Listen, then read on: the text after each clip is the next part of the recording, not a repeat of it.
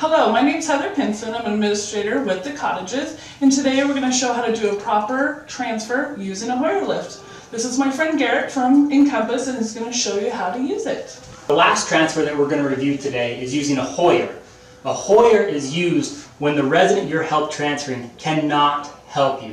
It's called a dependent transfer, where the resident cannot help you move, cannot help position, cannot help get up or down. It allows you to do all the work, and it makes it safe for you to do all the work. Often Hoyers like this do require two people. It is possible to do it with one, and I'm going to demonstrate a single person transfer using this Hoyer. But if you are using the Hoyer, please feel free to reach out to a colleague or to another caregiver to make sure that it's done safely for you as well as the resident. Reviewing the Hoyer parts, this is called the hanger, and this is the device from which the resident will be hanging from in the sling. You'll notice that it comes with two chains. The chains hook into the sling, which I will show you, but I do want to review one thing. They need to be count down about eight links, and that's where it's going to hook in to the hanger. The short side needs to hook into the sling on the shoulder side. The long side needs to hook into the side of their legs. That way it creates a reclined seat instead of a flat bed or something that's angled in a position that will cause unsafety for you or for the resident that you're transferring. When we come back, the Hoyer is made to go up and down. So this one has a crank that allows it to go up. And then down here is a twist knob, and you'll notice it says turn left to lower. So this releases the hydraulic system in the Hoyer lift, and as you turn it left, it will slowly lower. We like these to slowly lower because it's during the lowering phase of the transfer where you often may lose control or need to make sure that the patient or resident is positioned appropriately and safely. So you'll notice it's still lowering, and it does it nice and slow. The last part of the Hoyer is the legs at the base. At times you have different surfaces that you're transferring to, and you need the legs to move. So this is the narrow set for the legs, and if you pull this lever back and move it to the right, they get wider.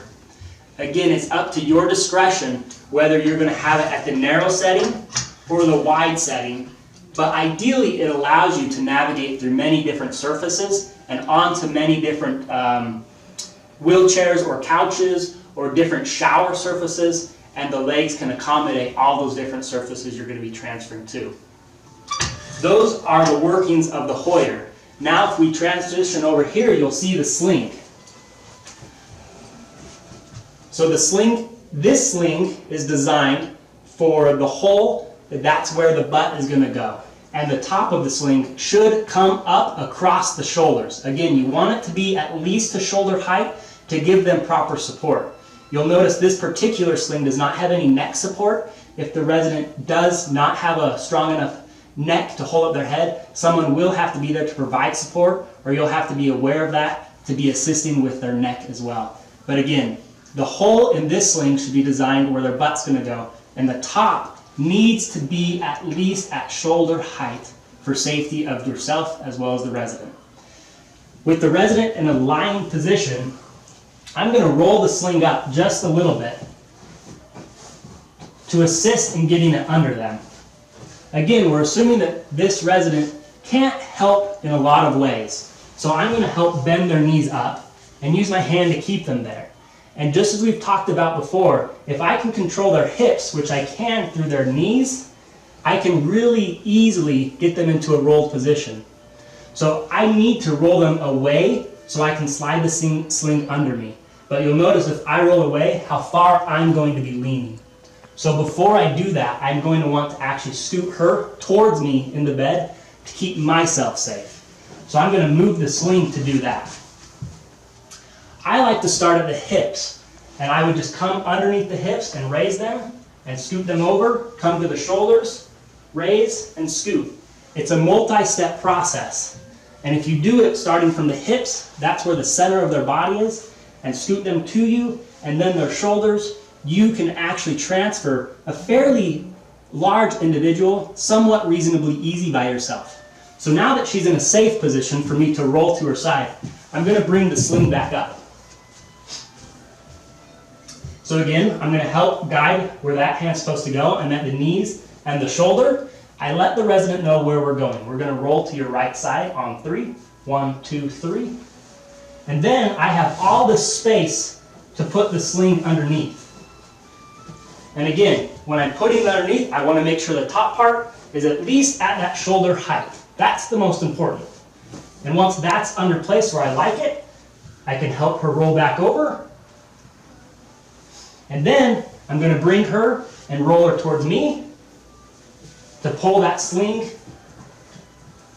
so it's nice and flat, and then roll the resident back. I didn't get it perfect positioning, and that will happen from time to time, but we've learned how to move them in the bed, so I can simply lift the hips, lift the shoulders, and make sure that the sling is in appropriate position. Setup is important. You want to have proper setup. So at this point, with the sling at the top of her shoulders and down, the bottom of the sling will be mid-thigh, it's time to put in the chains. Again, short side goes to the shoulder side. And these have hooks. You want the hooks to be pointed away from the resident so that there's no risk of the hook digging into them. So when I am putting it in, again, you put the hook away from the resident. So it's facing outside. You do not hook it in so that in part of the hook is facing towards them, as it could cause an injury. So I will hook that one in. Again, on the bottom side, hook it in away from the resident. We'll do this on both sides. Feel free as you're doing this to talk with your resident and make sure that they're comfortable and make sure that they're safe. They should know that the sling and that these chains are going to be used to help them get into a safer position in the Hoyer. So once this is set up on both sides, that's when I bring in the Hoyer. So we slide the Hoyer. Notice I've chosen to have the legs closed. Slide the Hoyer. You want to make sure that this hanger's not going to hit them. So if it needs to be raised up even a little bit from the start to make sure that it doesn't hit them, be safe. Do that. You'll slide it underneath them and get this in position to hook up the chains. There are brakes on this Hoyer. Feel free to put those on while you are hooking the resident up and during any time of raising them up or lowering. So again, we've got the hanger here. We know that the chain on the short side, 8 links down, is where we hook in.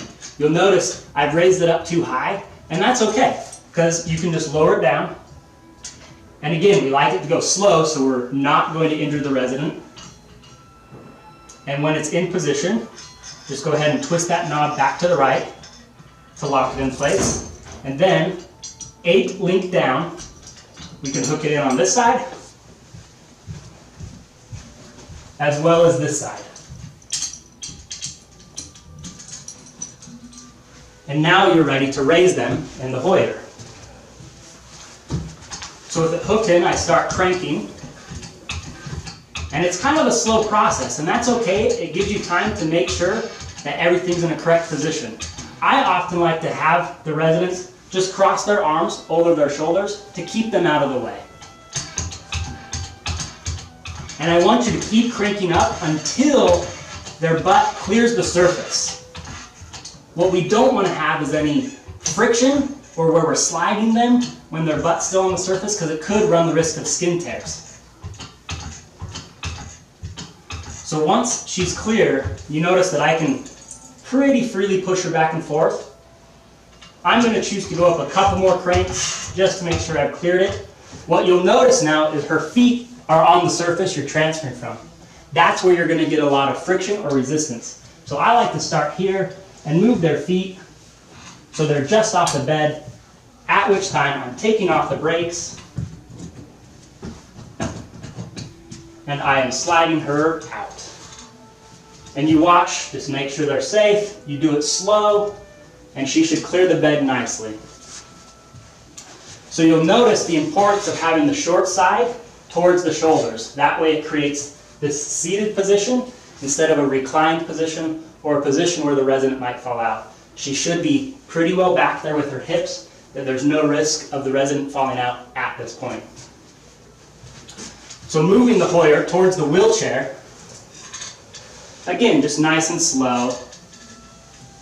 Talking to your resident, we're just going to be putting you in the wheelchair, looking them in the eyes, talking with them. That's the direction they should be facing. As we line up for the wheelchair, you'll notice that the legs of the Hoyer do need to be spread further apart to allow us to miss the wheels of the wheelchair. Now I am lining her up towards the wheelchair, moving nice and slow. What we want to make sure anytime we're moving a resident from a Hoyer into another surface is that their hips in far back in the surface. What I don't want to see is that we're lowering somebody on the edge of a wheelchair, the edge of a couch, the edge of a shower chair, the edge of their bed, because that is when you'll end up in a fall. The lowering down part is the most dangerous part when using a Hoyer, because we need to make sure the resident, who's in our complete control at this time, is safe. To do that, you want to make sure their hips are all the way back in the chair. All the way back in the chair. So, you want to make sure that your Hoyer is slid back, so that their back is against the edge of the chair.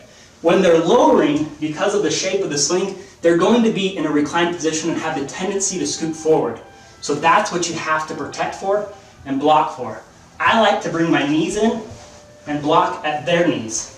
And I've got a hand on the wheelchair as well to make sure that it does not rock and that it maintains its safety or stability.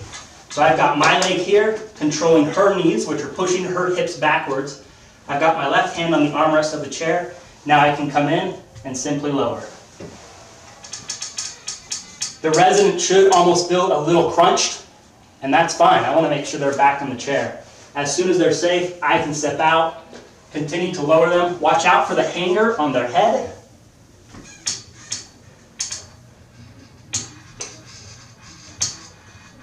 Again, it's slow. This is where a lot of residents may get injured because we're not watching the hanger and it hits them in the head. Unrelease the chain. Release the chain. Scoop the Hoyer back. At this point in the chair, if they're going to be there for a little bit, it's okay to keep the sling underneath them, but please remove the chain, as that can cause some injuries.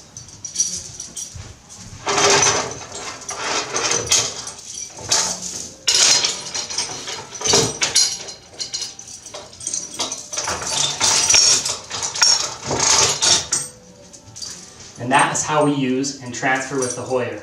Again, the Hoyer is a skilled maneuver where if you have questions on it or do not feel safe with it, please ask for help, please ask for assistance. If a resident does need to be Hoyer transferred, this is a case where a physical therapist can come in and teach you and give you more assistance. So do not feel afraid or concerned about asking your administrator or nurse for more education on the Hoyer, because that's what I and my profession are here to help with.